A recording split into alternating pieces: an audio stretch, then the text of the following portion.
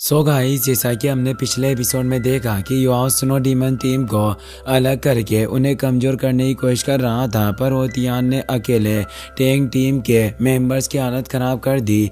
उसने युवाओं के टेरेन डिटेक्शन सोल टूल को डिस्ट्रॉय करके उस पर अटैक कर दिया था। फिर अब हम देखते हैं कि ओतियान के अटैक की वजह से वहाँ ज़ोरदार धमाका होता है। उस ब्लास्ट को देखकर जोई घबरा जाती है।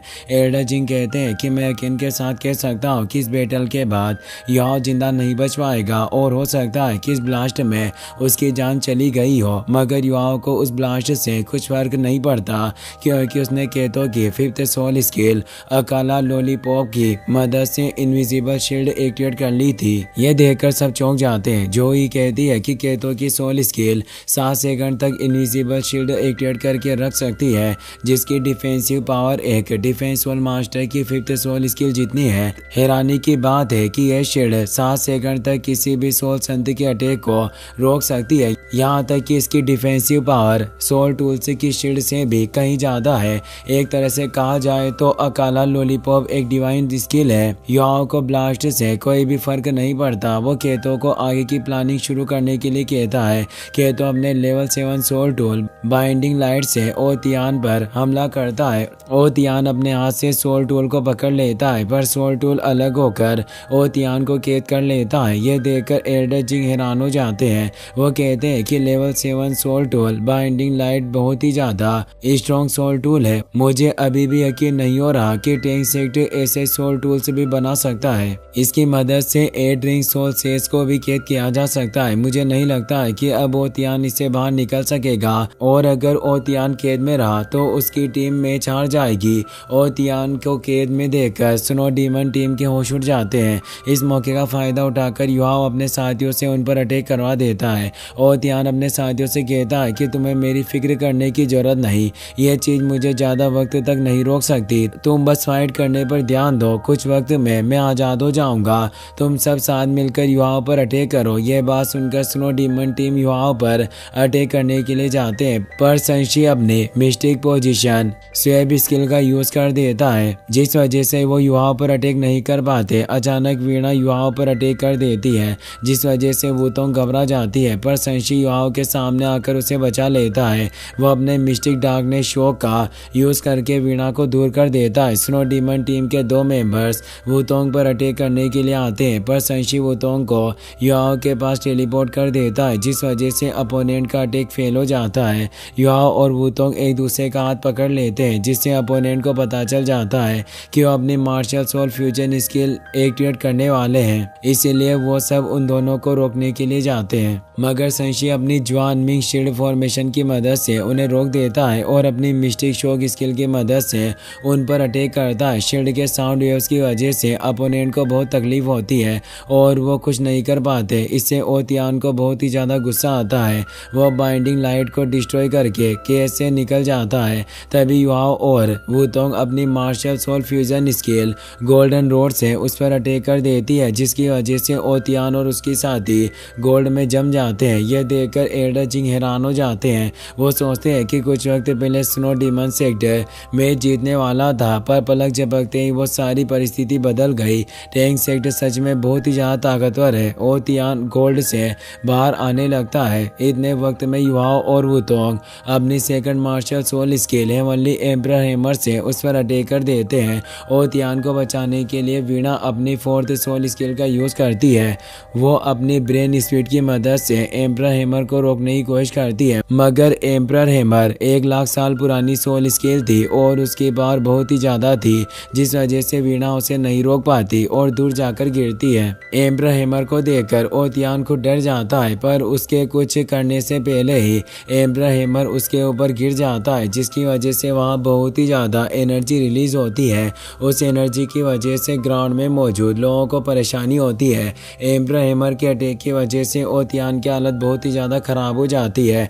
वो वीणा से कहता है कि मुझे माफ कर देना, मैं तुम्हारी उम्मीदों पर खरा नहीं उतर पाया। ये कहते हुए वो बेहोश होकर जमीन पर गिर जाता है। बेबे और उसके साथी स्नो डीमन टीम के मेंबर्स को घेर लेते हैं। युवाओं अपनी आइस पावर की मदद से उन्हें एक जगह पर अटका देता है। वीणा ओतियान के पास जाकर उसे होश में लाती है। ओतियान कहता है कि तुम्हें फिक्र करने की जरूरत नहीं, मैं इतनी जल्दी नहीं मरने वाला। बस मुझे इस चीज का अफसोस है कि हम इस चीज को नहीं जीत पाए। ओतियान और अपने साथियों की हालत देखकर वीणा को समझ में आ जाता है कि अब वो आगे फाइट नहीं कर सकते, इसलिए हार मान लेती है। चीफ रेफरी टेंग सेक्ट को विजेता घोषित कर देते हैं, जिससे जोई और बाकी सब खुश हो जाते हैं। युआओ सोचता है कि वीणा के पास सिर्फ ट्विन मार्शल सोल्स ही नहीं है, बल्कि उसकी ब्रेन सोल में 10,000 साल पुरानी 6 सोल रिंग्स है। हैरानी की बात है कि वीणा ने अपनी 4th सोल स्किल की मदद से कुछ वक्त के लिए एम्ब्रा हैमर को रोक दिया, जबकि एम्ब्रा हैमर की पावर के मार्शल सोल बॉडी से कहीं ज्यादा ताकतवर है। वीणा की सोल स्किल देखकर मैं बता सकता हूँ कि बॉडी सेक्ट हमारी सोच से भी ज्यादा ताकतवर और रहस्यमय है। तियान रेन कहता है कि मुझे यकीन नहीं हो रहा कि इस कंपटीशन की टॉप 4 टीम्स में 2 टीम्स श्रेक एकेडमी की है। यह हमारी सन मून एम्पायर के लिए बहुत शर्म की बात है।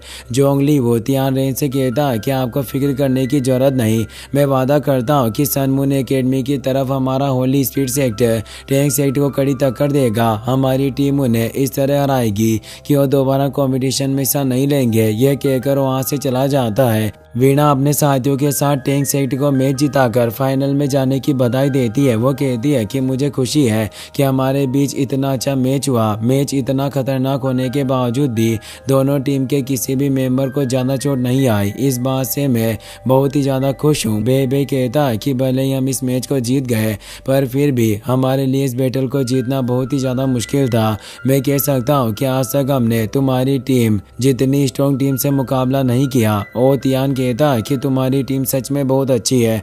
मुझे उम्मीद है कि अगले कंपटीशन में हमें दोबारा फाइट करने का मौका मिलेगा। युआओ कहता है कि तुम्हें फिक्र करने की जरूरत नहीं, अगर सब कुछ ठीक रहा तो हम सोल फाइटिंग कंपटीशन में हिस्सा लेंगे।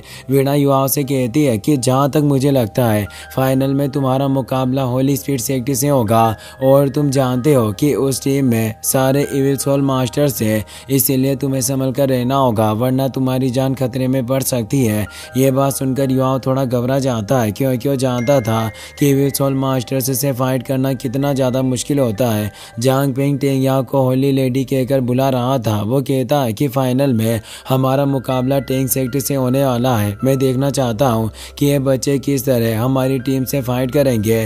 टैंक सेक्ट बहुत ही स्ट्रॉन्ग है, इसीलिए हम उन्हें कमजोर समझने की भूल नहीं करेंगे। पर मुझे पूरा भरोसा है कि आपके होते हुए टैंक सेक्ट इस कंपटीशन को नहीं जीत सकता। टेंगया उसकी बातों का कोई जवाब नहीं देती। वो युआओ और उसके साथियों को देखने लगती है। चीफ रेफरी तियान रेन को देखकर घबरा जाते हैं, क्योंकि इस मैच में उन्होंने टैंक सेक्ट और स्नो डीमन सेक्ट को किसी भी चीज के लिए परेशान नहीं किया, जबकि तियान रेन ने दोनों सेक्ट के लिए परेशानी खड़ी करने के लिए कहा था। चीफ रेफरी जानते थे कि तियान रेन उन पर गुस्सा करेगा, इसीलिए वो पहले ग्राउंड छोड़कर चले जाते हैं। तियान रेन भी ग्राउंड से अपने पैलेस में आ जाता है, पर मैच के बाद से ही वो काफी खामोश था, जिससे जूजी हैरान हो जाती है।